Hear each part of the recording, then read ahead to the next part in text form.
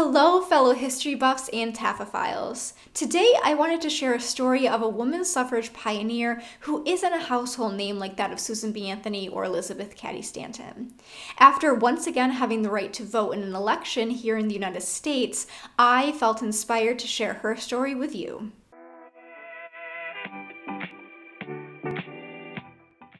Matilda Joslyn Gage. Possibly someone you didn't even learn about in history class, or if you did, you don't remember as much as Susan B. Anthony. Matilda was one of the 3 women from central New York who rose to leadership of the women's rights movement.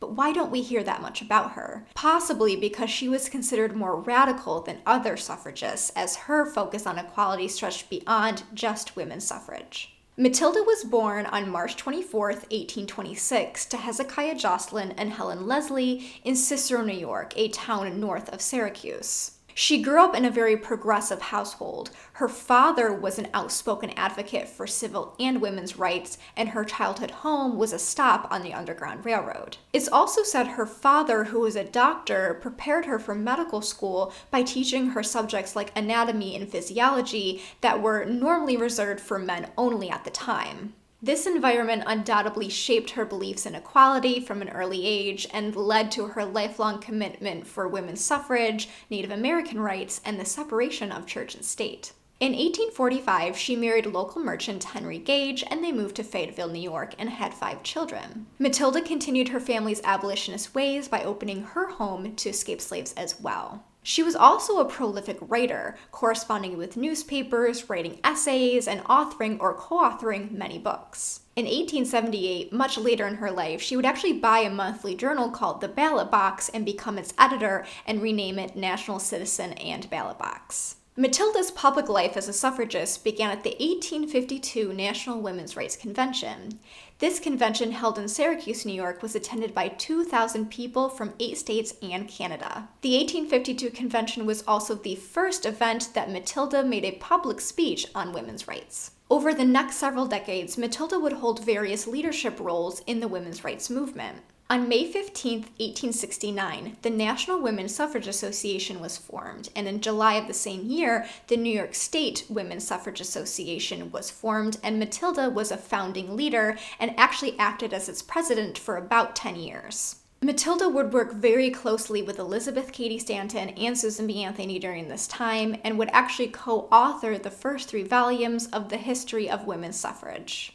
She would go on to write a ton more, including Woman as Inventor in 1870, a piece published by the New York State Women's Suffrage Association, and in 1883 wrote a similar piece called Woman as an Inventor that argued that women were already proficient inventors and cited examples like Sarah Mathers with the Deep Sea Telescope and credited Catherine Littlefield Greene with the concept of the cotton gin.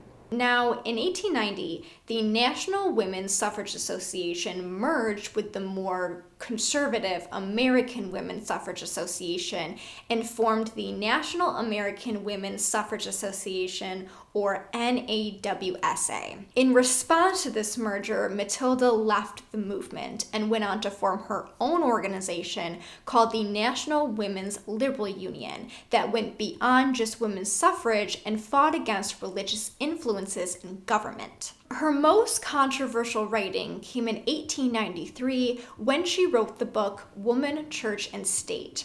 This book argued that organized Christianity was responsible for women's oppression. This book and this move was considered so radical, especially for the time, that the National American Suffrage Association publicly rejected the book, and this further ostracized Matilda from the movement. But that did not stop Matilda from continuously advocating for social reform. She didn't shy away from attacking the foundations of American society to further her cause, and often publicly criticized the treatment of Native American communities by the U.S. government. She admired and respected Indigenous cultures, especially the Haudenosaunee or Iroquois, as they practiced a form of gender equality she saw as a model of what society should be. Her deep connection with the Iroquois actually led to her being adopted into the Wolf Clan of the Mohawk Nation. Matilda certainly worked hard to advocate for societal changes during her time. She did this all while building a family and raising children, probably to be progressive thinkers just like her. Matilda and Henry first had daughter Helen in 1845, then Thomas in 1848, Charles in 1849, who died 3 months later, Julia in 1851, and lastly Maud in 1861. While each of the children went on to live interesting lives, is actually one of Matilda's son-in-laws you may be most familiar with. Youngest daughter Maud married Chittenango native L. Frank Baum, and if his name sounds familiar, it's because he was a children's and fantasy writer best known for writing The Wonderful Wizard of Oz. Matilda Joslyn Gage passed away on March 18, 1898, outliving her husband Henry by 14 years.